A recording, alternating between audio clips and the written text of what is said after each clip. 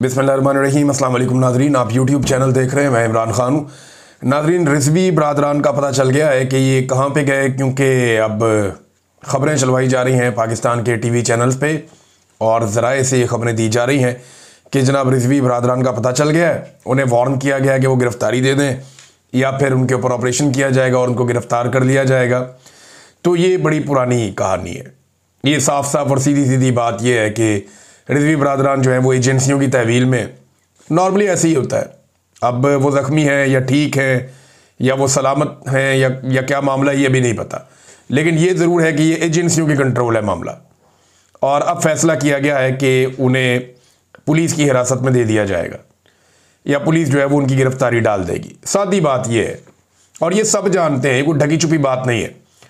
ये कहना बहुत मुश्किल है लेकिन ये हकीकत है, फैक्ट है, इसे हम भाग नहीं सकते। कल एक सीनियर जर्नलिस्ट कह भी रहे थे कि एक भाई भाग गया और दूसरा जो है वो एजेंसियों की तहवील में। बहरहाल अब उन्हें पुलिस के हवाले किया जाएगा, उनकी गिरफ्तारी डाल दी जाएगी, फिर उन्हें अदालत में पेश किया जाएगा, फिर जो कानूनी मामला है वो चलते रहेंगे, ज़मानत की कोशिश होगी, वो सारी चीज़ें चलती रहती हैं। लेकिन असल मामला ये है कि मामला क्या तय हुआ, यानी अगर ये एजेंसियों की हिरासत में है दोनों भाई या दोनों में से एक भी, तो मामला क्या तय हुआ और किन शराइत के ऊपर चीज़ें आगे बढ़ रही हैं। नॉर्मली ये जो एजेंसियां दबाव डालती हैं और लोग बाहर आकर ये कहते हैं जी हम तो शुमाली इलाका जात में चले गए थे। कुछ लोग ये कहते हैं कि वो अभी गिरफ़्तार हुए हैं। यानी आपको याद होगा इंतज़ार पंचूता साहब जो थे, उन्हें एजेंसियाँ उठाकर ले गई थी और बाद में वो एक वकूआ बना के उनको बाजियाब करवा लिया गया। फिर आपको याद होगा कि अहमद नूरानी के दो भाइयों के साथ क्या हुआ था। एजेंसियां उन्हें उठाकर ले गई थी और बाद में उन दोनों भाइयों को जो है वो कच्चे के डाकुओं से रिकवर कर लिया गया था। अब यहाँ पे भी एक ऐसी कोई सूरत बनाई जाएगी, वकूआ किया जाएगा या ये बताया जाएगा कि उन्होंने गिरफ्तारी दे दी है या ये बताया जाएगा कि एक कितनी पार्टी है उनकी, वहाँ पे और लोग भी हैं। लेकिन ये बड़े भोंडे तरीके से हमेशा एजेंसियाँ करती हैं और इसको इस दफ़ा भी कर लेंगी। दबाव शबाव उनके ऊपर मौलवियों का आ रहा है।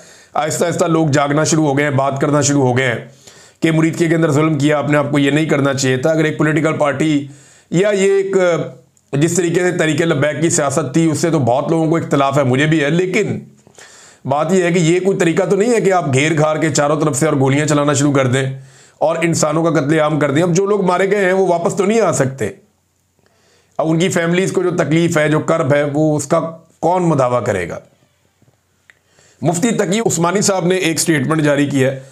ज़रा मुफ्ती तकी उस्मानी साहब का आप स्टेटमेंट देखिए। इसमें मुफ्ती साहब ने एक तो गज़ा का जिक्र किया और साथ में उन्होंने जिक्र कर दिया ये तहरीक लब्बैक वालों का भी। उन्होंने कहा जी कि शर्मुल शेख में गज़ा की जंगबंदी के मुआहदे पर दस्तखत हो गए और बेइख्तियार बकौल शायर दिल खुश तो हो गया मगर आंसू निकल पड़े। क्यों, ये देखें ज़रा, ये आपके पाकिस्तान के टॉप के आलम दीन है। उन 70,000 शोहदा को याद करके जिन्होंने अपनी मौत को गले लगाकर फ़लस्तीन को जिंदा रखा, ये याद करके कि इस अमन का सहरा लाखों जानों के नुकसान के बाद उसी के सर बंधा हुआ है जिसने कुदस में सफारतखाना कायम करके उसे इसराइल का मरकज़ करार दिया था और 2 साल तक, यानी ट्रंप के सर के ऊपर सहरा क्यों बांधा गया वो ये कह रहे हैं। भाई सहरा तो आपके अपने आर्मी चीफ ने और वज़ीर आज़म ने बांधा है। आपके वज़ीर आज़म ने वहाँ पे 28 सेकंड तक वो तारीफ़ की है कि ट्रंप की कोई 28 साल तक इतनी तारीफ़ नहीं कर सकता। बहुत सारे दुनिया के अंदर लोग पाकिस्तान को बेइज्जत कर रहे हैं, पाकिस्तान के बारे में ऐसी बातें कर रहे हैं कि ऐसा अर्दली वज़ीर आज़म आपने रखा हुआ है और इस किस्म का क्लाउन और जोकर आप ये क्या कर रहे हैं आप। यानी आपकी कोई सेल्फ रिस्पेक्ट है आपके मुल्क की? ये तो भांडों वाला किरदार है जो पाकिस्तान के वज़ीर आज़म ने अदा कर दिया है। और अब बाद में जो है शर्मिंदगी और खिफ़त मिटाने के लिए कभी ये स्टेटमेंट कभी वो स्टेटमेंट। भाई वहां पे खड़े होकर अपने ऊपर कंट्रोल करना था ना। खुशामद की आदत ही इतनी ज़्यादा पड़ गई है कि जहां कोई बड़ा आदमी देखा खुशामद शुरू कर दी। असद उमर ने इसके ऊपर बड़ा अच्छा तबसरा किया। उन्होंने कहा जी कि ये नया वर्ल्ड रिकॉर्ड है और वर्ल्ड रिकॉर्ड ये है कि 28 सेकंड के अंदर चेरी ब्लॉसम का पूरा डब्बा ही खत्म कर दिया। कमाल कर दिया शहबाज शरीफ ने। वैसे इसकी कोई दूसरी मिसाल नहीं मिलती, लेकिन यहां पर ये मुफ्ती साहब ये जिक्र नहीं करेंगे, बस सिर्फ गोल मोल बात कर रही उन्होंने। इसके बाद उन्होंने कहा इसलिए कि गज़ा में फ़िलहाल अल्हम्दुलिल्लाह अमन कायम हो गया मगर हम अपने घर में अमन कायम ना कर सके। एन इस मौके पर जब भारत पाकिस्तान से खुली दुश्मनी पर आमादा है और पाकिस्तान के बागियों की हमायत कर रहा है और खुद भी नुकसान उठा चुका है। हमारे एक पड़ोसी ने क़याम अमन के लिए पाकिस्तान के बजाय भारत से पींगे बढ़ानी शुरू कर दी हैं और फिर दो मुसलमान पड़ोसियों में जंग शुरू हो गई, जो उम्मत इस्लामिया के किसी भी दर्दमंद के लिए तशवीशनाक है। अच्छा जी, अब आप ये देखें कि बिल्कुल तरीके लब्बैक वाला इसमें तस्करा है ही नहीं, सिर्फ एक जुमले का एक हिस्सा है थोड़ा सा। लेकिन अफगानिस्तान के ऊपर वो तनकीद कर रहे हैं कि अफगानिस्तान भारत के साथ पींगे चढ़ा रहा है। ये मुफ्ती साहब तब बिल्कुल चुप थे जब बिलावल गया था भारत, तो पाकिस्तान क्या कर रहा था भारत के साथ बात करके। ये मुफ्ती साहब बिल्कुल चुप थे जब नरेंद्र मोदी पाकिस्तान में आकर नवाज शरीफ के घर चला गया था, ये बिल्कुल नहीं बोले। ये मुफ्ती साहब बिल्कुल चुप थे जब एक पूरा खानदान भारत के बड़े बड़े बिजनेसमैनों के साथ कारोबार करता रहा, ये बिल्कुल नहीं बोले। यानी इन्होंने कभी बोलना ही नहीं है जब तक कि एस्टेब्लिशमेंट इनको कहेगी नहीं। मैं मुफ्ती साहब एक बात आपको कहना चाहता हूं, देखें, मेंबर रसूल पे बैठ के ना आपको हक और सच की आवाज को बुलंद करना चाहिए। अगर आप नहीं करेंगे तो कौम से क्या उम्मीद की जा सकती है। मुफ्ती साहब आपका इल्म बहुत ज्यादा है, बहुत ज्यादा है, मगर आज सोशल मीडिया पर बैठा एक टीनेजर हक बात कहने में आपसे बाजी ले गया है। आपकी मसलियतें आपकी अजमत और रुतबे को खा गई हैं। अब आप जो मर्जी करते रहें। यहां मुफ्ती मुनीब साहब हैं, उनका भी स्टेटमेंट आ गया और मुफ्ती मुनीब साहब पे स्टेटमेंट इसलिए उनको देना पड़ा कि उनके अपने कारकुनों ने, उनके अपने तलबा ने बहुत शोर मचाया और उन्होंने कहा ज्यादती हुई है, इतनी बड़ी मुफ्ती साहब बोलते नहीं आप। तो मुफ्ती साहब अपने मुतालबात के साथ सामने आ गए, ये दबाव की वजह से, और इजाज़त लेकर ही आए होंगे। ये इजाज़त के बगैर तो मुफ्ती मुनीब साहब काम करते नहीं हैं। अच्छा, मौलवी जितने एक्सपोज हुए ना इस रिजीम में, इससे पहले कभी नहीं हुए, चाहे वो फजल रहमान साहब हों, चाहे वो जमात इस्लामी हो, चाहे ये मुफ्ती मुनीब साहब हों, चाहे हमारे मुफ्ती तकी उस्मानी साहब हों, चाहे और बहुत सारे मौलवी हों। अच्छा, कई मौलवी बहुत बुरी तरह एक्सपोज हुए और कई ऐसे लोग सामने आए जो हक बात कर रहे हैं और लोगों की आंखों के तारे बन गए कि लोगों ने कहा यार सच बोलता है कम से कम ये आदमी। उलमा मेंबर पे बैठ के सच बोलने का दरस तो देते थे, सच बोलते नहीं थे, हौसला नहीं था इनमें, अब उन्हें बोलना पड़ रहा है। तो मुफ्ती मुनीब ने 4-5 चीज़ें जो हैं वो की। नंबर 1, उन्होंने कहा जी हालिया वाक़यात पर जुडिशल कमीशन बनाया जाए। नंबर 2, जाँ भाग अफराद और जख्मियों को दियत दी जाए। नंबर 3, तमाम मुकदमात वापस लिए जाएं जो जख्मी और जो वो मौजूद हैं लाशें थानों में, उन्होंने कहा जी हमें पता है, वो हवाले की जाएँ लवाहिकीन के एहतराम के साथ। फिर साद रिजवी और अनस रिजवी से मुतालिक मालूमात दी जाएँ। उसके बाद ये टीवी के ऊपर खबरें चलाई गई हैं कि जनाब उनका पता लग गया। वो पता क्या लग गया, उन्हें एजेंसियों की हिरासत से पकड़ के पुलिस की हिरासत में दे दिया जाएगा, इसको ज़रा लीगल कवर दे दिया जाएगा और उनके साथ जो मामला तय किए गए या किए गए होंगे या किए जाएंगे, ये तो आने वाले वक्त में पता चलेगा। एक दौर में इनके वालिद के साथ भी यही किया गया था। तो पाकिस्तान में ये तरीक़ाकार है, ये कोई नई चीज़ नहीं है। तहरीक लब्बैक अपनी पॉलिसियों पर नज़रसानी करे, ये स्टेटमेंट भी साथ में मुफ्ती मुनीब ने दिया है। मुफ्ती मुनीब साहब, सबसे पहले आपको अपनी पॉलिसी पे नज़रसानी करनी चाहिए। आप हमेशा हलवा खाने आ जाते हैं और कभी भी मुश्किल वक्त में आप बात करने से कतराते हैं, सामने नहीं आते, आप गायब हो जाते हैं, बड़ी बड़ी देर के लिए गायब हो जाते हैं। पंजाब हुकूमत ने एक ये स्टेटमेंट जारी किया, ये मेरे सामने मौजूद है और इसमें वो ये बता रहे हैं कि जनाब TLP के बुलवाइयों के कायद साद रिजवी के घर से करोड़ों रुपए और सोने की ईंटें बरामद। ये तो हर बाजार की कहानी है, ये कोई साद रिजवी वगैरह से अलग से तो नहीं मिल गया पैसे आपको। जाएं आप जाके किसी भी बड़े मज़ार पे आप छापा मार दें, हर मज़ार पे हर गद्दी नशीन ऐसे ही पैसा, सोना, सामान, कीमती तोहफे, तहाइफ। पाकिस्तानी जो है वो बड़े मासूम लोग हैं, बड़े अकीदतमंद लोग हैं। लोग नजराने चढ़ाते रहते हैं, लेकिन वो नजराने जाते कहाँ हैं ये कभी किसी ने हिसाब मांगा नहीं। आप सिर्फ पाकिस्तान की दरगाहों में और ये बड़े बड़े गद्दी नशीन हैं, इनको जाके चेक कर लें, इक्का दुक्का को छोड़ के, जो कोई पब्लिक की गुड के ऊपर या लोगों की अच्छाई के ऊपर भी पैसा कोई खर्च कर ले। वरना ये ज़्यादातर आप देख लें गल्फ कंट्रीज़ के अंदर, यूरोपीय ममालिक के अंदर अय्याशियाँ कर रहे होते हैं। इनकी ज़िंदगियाँ बादशाहों से ज़्यादा अय्याशी वाली हैं, शहजादों से ज़्यादा। काम कोई नहीं करते ना, गद्दी नशीन है, बस आ रहे चंदा अन्ने वाह, अकीदतमंद नजराने चढ़ा रहे हैं और उस पर वो इंजॉय कर रहे हैं अपनी लाइफ। तो ये तो आपने सिर्फ एक इनका थोड़ा बहुत दिखा दिया और वो इतने पैसे नहीं थे। मैं हैरान हो रहा था कि ज़्यादा पैसे क्यों नहीं है, ज़्यादा चीज़ें क्यों नहीं है। वरना जो यहाँ पे गद्दी नशीनों को मिलता है आप सोच नहीं सकते, आप सोच नहीं सकते। तो यहाँ ये गंद उछालने से बेहतर अगर करना है तो पॉलिसी बनाएं और सबके खिलाफ करें, किसी एक के खिलाफ इस तरह करने से आपको कुछ मिलेगा नहीं। नाज़रीन, ये तो जनाब हो गया गवर्नमेंट का मौक़िफ़, इमरान खान साहब का मौक़िफ़ भी सामने आया। इस बारे में जो है वो पहले बताता हूँ, बाकी इमरान खान साहब ने और बातें भी की हैं।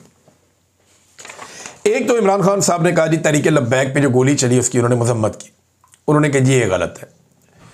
तशद्दुद की उन्होंने मजम्मत की, तशद्दुद के खिलाफ उन्होंने एहतजाज की हिदायत की है।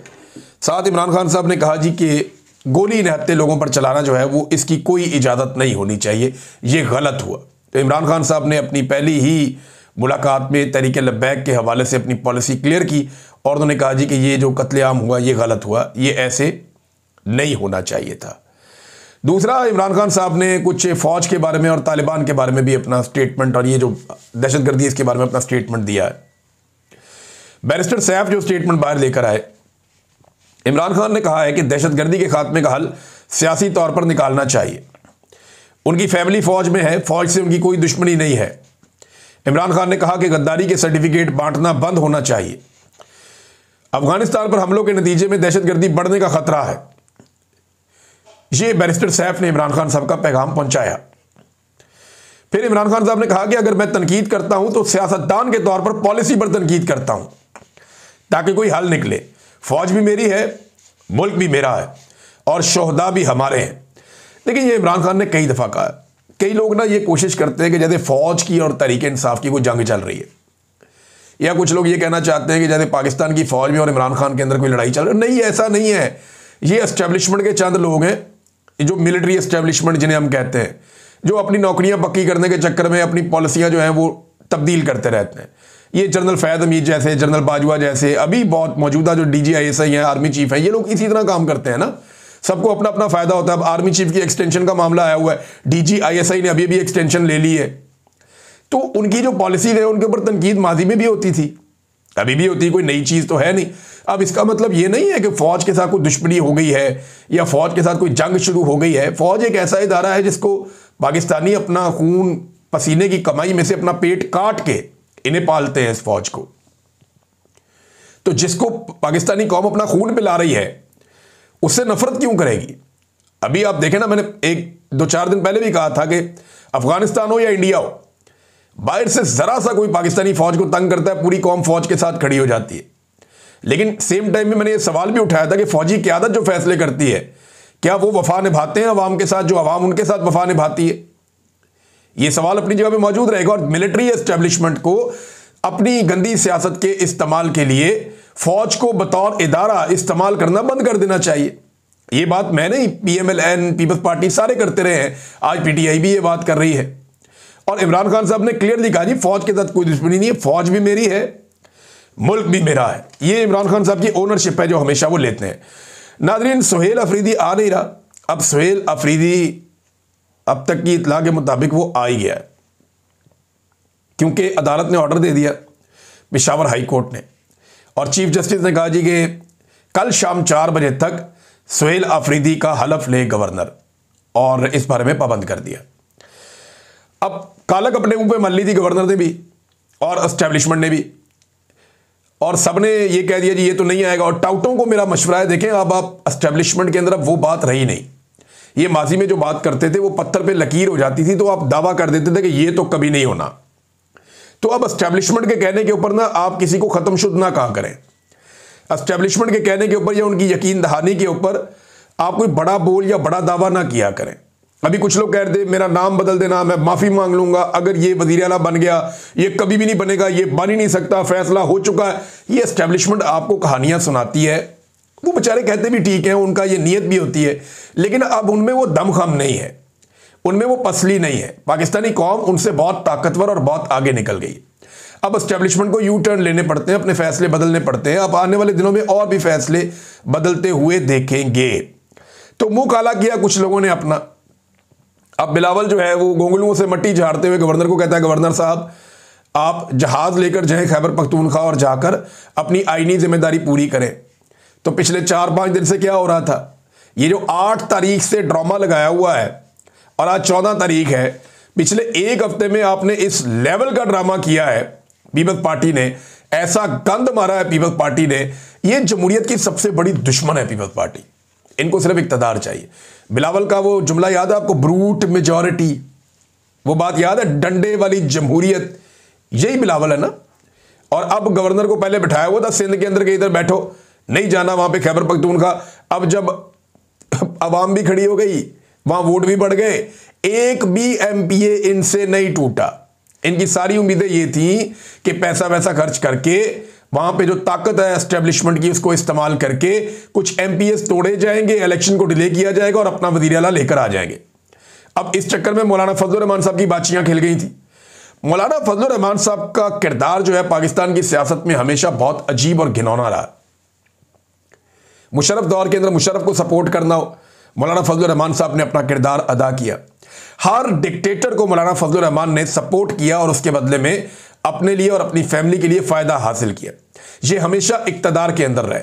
अब इन्होंने एक नया फॉर्मूला निकाला है कि इक्तदार के अंदर नहीं रहते हुए भी इक्तदार के अंदर रहना है, यानी अपोजिशन पे बैठ के भी हुकूमत का किरदार अदा करना। जैसे कि 26वीं आईनी तरमीम में इन्होंने अपने फायदे हासिल किए और बड़े आराम से जो एस्टेब्लिशमेंट चाहती थी वो मौलाना फजलुर रहमान साहब ने करके दे दिया। और अब एक मरतबा फिर मौलाना फजलुर रहमान साहब ने अपने भाई को वजीर आला बनाने के चक्कर में जाके चैलेंज कर दिया, अदालत तक पहुंच गए।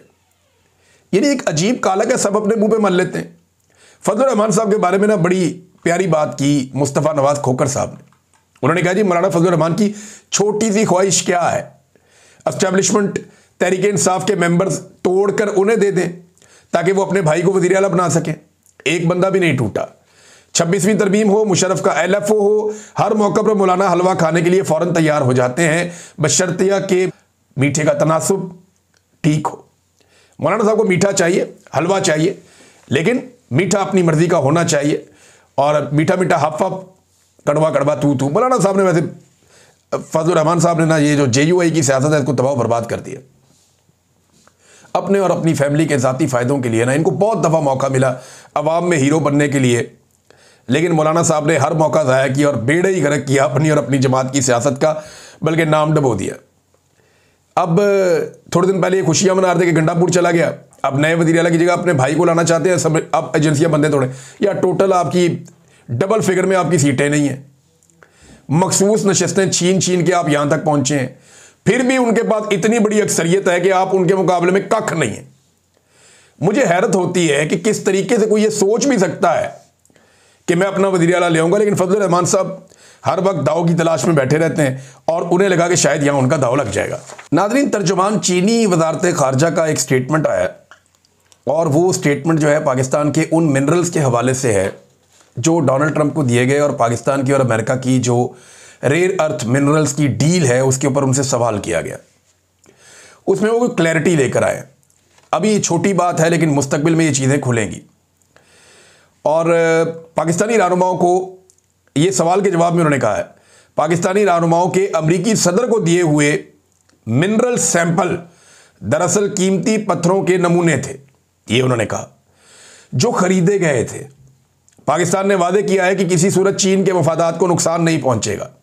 अमेरिका और पाकिस्तान के बीच में जो भी हो रहा है चीन को नुकसान नहीं होगा। चीन की नज़र भी पाकिस्तान के रेयर अर्थ मिनरल्स पे है, बल्कि चाइना समझता है कि उन्होंने लगभग 60-70 अरब डॉलर लगा दिया इस मुल्क में, और इतना पैसा लगाने के बाद वो ये रेयर अर्थ मिनरल्स को वो समझने कि हमें मिलने चाहिए। अमेरिका बहुत दूर बैठा हुआ है, वो ह्यूमन राइट्स के तवसत से या IMF के ज़रिए से या वर्ल्ड बैंक के ज़रिए से उसके पास दबाने के टूल्स अलग है, बैनुल अक़वामी दबाव के ज़रिए से। तो अमेरिका कहता है जी ये हमारा भी हक है। अब यहाँ पे एक सरजंग तो है, लेकिन पाकिस्तान ने चीन को यकीन दिलाया कि आपके मफादात को किसी किस्म का नुकसान नहीं पहुंचेगा। मैं इस खबर को यहाँ पे रोक देता हूँ क्योंकि ये बहस अभी आगे चलेगी। नाज़रीन, भारत की जानिब से दोबारा लड़ाई के इशारे आ रहे हैं और भारत के अंदर अब बार बार ये बात की जा रही है कि पहलगाम तर्ज के ऊपर दोबारा कोई इंसिडेंट या कोई वाकया हो सकता है। तो इसका मतलब ये है कि भारत फिर शायद कोई फॉल्स फ्लैग का प्लान कर रहा है। पाकिस्तान हमेशा इसको फॉल्स फ्लैग कहता है, दैट इज़ वाई मैं ये कह रहा हूँ। लेकिन भारत में अब अगर कोई वाकया होता है या कोई ऐसी चीज़ होती है तो मुझे ऐसा लगता है कि भारत पाकिस्तान से बदला लेने की कोशिश करेगा। नरेंद्र मोदी को सुकून नहीं आ रहा, जिस तरह आलमी सतह पे डोनाल्ड ट्रंप ने और पाकिस्तान ने उनकी बेइज्जती की है, इसके बाद मोदी को सुकून नहीं मिल रहा। उसके दिल में एक तकलीफ है कि मार भी पड़ी और उसके बाद जंगबंदी भी हो गई और तब से लेकर अब तक जलालत भी हो रही है। वो कोई ना कोई मौका या कोई ना कोई चीज़ ढूंढ रहे हैं कि वो कुछ ना कुछ ऐसा करें कि स्कोर सेटल कर सकें। लेकिन होता क्या है, इसके ऊपर हम नज़र रखेंगे। अब तक के लिए इतने, अपना ख्याल रखिएगा, अपने चैनल का भी। अल्लाह हाफ़िज़।